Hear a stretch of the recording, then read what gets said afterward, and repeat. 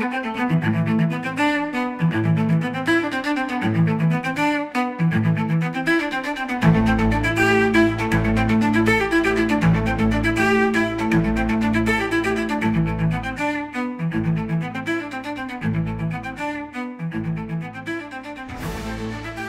dig into this statistics sheet about mRNA vaccines in live animals and why this is a concern not only as a consumer but as a producer as well.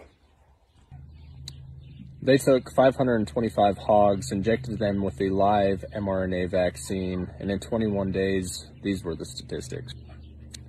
25 of them suffered from death, 55 of them became so anorexic that they were near death, 20 of them suffered from lameness, 12 of them suffered from loss of condition, and 25 more of them had near-death symptoms. So we have 70% of these animals that are going to be okay to an extent, and then we have 30% of them that either have died or have near-death symptoms. They did autopsies on the ones that had passed away, and they still found remnants of the live virus vaccine inside the meat of these animals.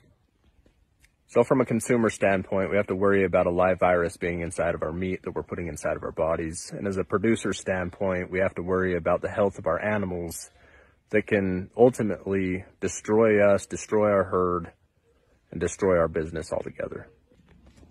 I'm interested to see what y'all think about this, so make sure you leave a comment, share it around. Let's get this information out there and make people aware. And as always, guys, buy American and buy local.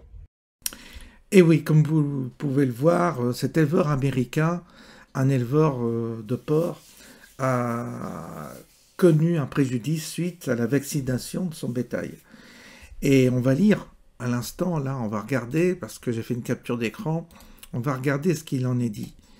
Alors, un éleveur américain dénonce les tests de vaccins ARN messager sur le bétail. Ils ont pris 525 porcs, les ont injectés avec un vaccin ARN vivant. Et en 21 jours, voici les résultats.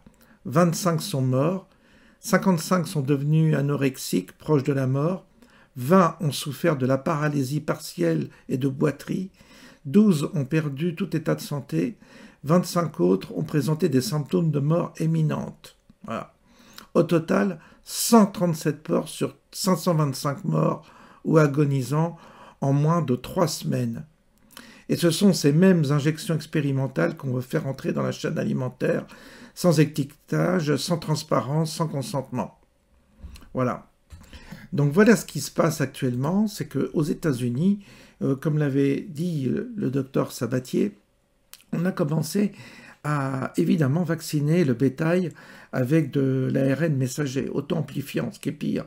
Et puis en France, ça y est, ça arrive pour déjà toutes les volailles sont concernées, ce qui veut dire qu'on va retrouver de l'ARN dans les produits dérivés de ces animaux, la viande, le lait, si c'est du bétail, ben on va avoir les fromages, toute la chaîne alimentaire va être contaminée.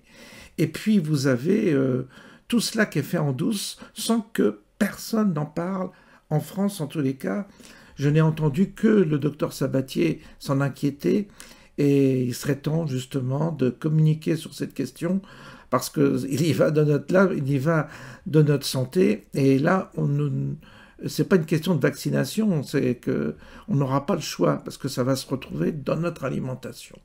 Donc voilà un peu ce qui est en train de se passer et ça se passe aux États-Unis et ils veulent diffuser cet ARN messager partout.